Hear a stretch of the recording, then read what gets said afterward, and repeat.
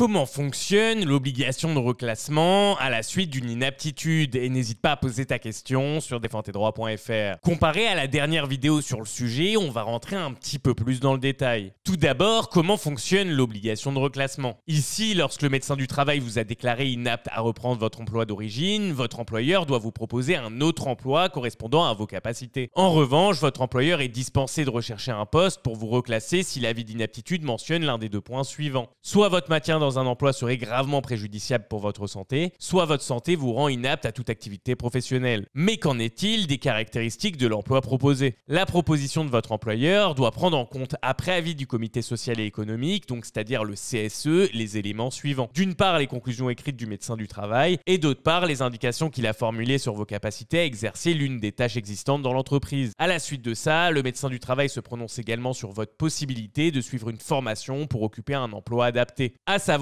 que l'emploi proposé doit se rapprocher le plus possible de l'emploi que vous occupiez avant votre arrêt de travail. Votre employeur devant mettre en œuvre, si nécessaire, des mesures telles que l'aménagement, l'adaptation ou la transformation de postes existants. Le reclassement devant être recherché parmi les emplois disponibles dans l'entreprise. Mais qu'en est-il si l'entreprise appartient à un groupe? Ici, si l'entreprise appartient à un groupe, le reclassement doit aussi être recherché parmi les entreprises situées en France dont les activités, l'organisation et le lieu d'exploitation permettent d'effectuer un échange de tout ou partie du personnel. Et si votre employeur est dans l'impossibilité de vous proposer un autre emploi, il doit vous faire connaître par écrit les motifs qui s'opposent au reclassement. Et vous êtes libre de refuser l'emploi proposé. Mais qu'en est-il du délai? Ici, aucun délai minimal ou maximal légal n'est imposé à votre employeur pour remplir cette obligation. Bref, si t'es resté jusque-là, marque reclassement en commentaire et me remercie pas. Abonne-toi et like aussi.